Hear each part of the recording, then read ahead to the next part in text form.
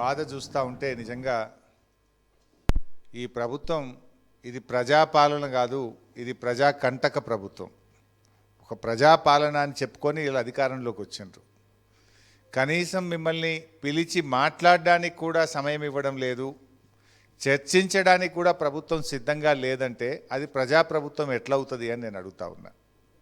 ఇప్పుడు రేవంత్ రెడ్డి గారు నేను సూటిగా అడుగుతా ఉన్నా, నువ్వు 70,000 ఉద్యోగాలు ఇచ్చినా అన్నావు, 70,000 మందికి నియామక పత్రాలు ఇచ్చినా అని చెప్తున్నావు.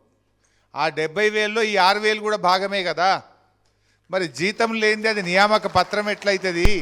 ₹1 జీతం ఇవ్వకుండా అది ఉద్యోగం ఎట్లయితుందో సమాధానం చెప్పాలి రేవంత్ రెడ్డి రోజు. అంటే రేవంత్ రెడ్డి చెప్పిన 70,000 ఉద్యోగాలు ఎంత బూటకమో దీన్ని బట్టి అర్థమైపోతా ఉంది. ఏమనంటే నేను 70,000 ఉద్యోగాలు ఇచ్చిన అంటాడు. ఆ 70,000లో ఈ 6,000 ఉత్తదే కదా, రూపాయి జీతం లేదు. ఏమన్నా అడిగితే కలెక్టర్లు ఏమంటున్నారు, మిమ్మల్ని రైతుల దగ్గర వసూలు చేసుకోండి, ప్రజల దగ్గర లంచాలు తీసుకోండి. ఇదా ప్రజాప్రభుత్వం చెప్పేది?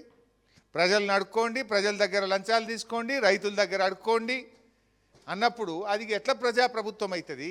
ప్రజల కోసం పనిచేసే ప్రభుత్వం ఎట్లయితుంది? అంటే ఏమనుకుంటున్నాడు లోకేష్ కుమార్ కూడా ఒక ఐఏఎస్ ఆఫీసరు ఎంత బాధ్యత రహిత్యంగా అట్లా మాట్లాడొచ్చునా?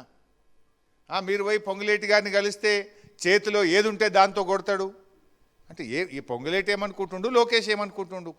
కొట్టనీకి ఆ ప్రభుత్వాలు ఉన్నాయి. జంజీ తిరగబడితే దేశమే అతలకుతలమై ధర్మేంద్ర ప్రధాన్ రాజీనామా చేయాల్సి వచ్చింది. ఈ 6,000 మంది యువత తలుచుకుంటే ఏమవుతుందో ఒక్కసారి ఆలోచించుకోమని రేవంత్ రెడ్డికి పొంగులేటిని హెచ్చరిస్తా ఉన్నా.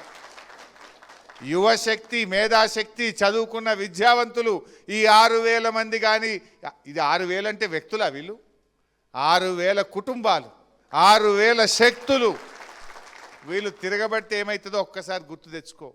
పొంగిలేటి, నీకు ఆ పరిస్థితి రాకముందే ఈ పిల్లల్ని చర్చించు, తక్షణమే వారి సమస్యలు పరిష్కరించాలని బీఆర్ఎస్ పార్టీ పక్షాన్ని డిమాండ్ చేస్తూ ఉన్నాం. నువ్వు పరిష్కరించినాక, నువ్వు చర్చించినాక ప్రతిపక్షం దగ్గరికి ఎందుకు పోతారు ప్రజలు?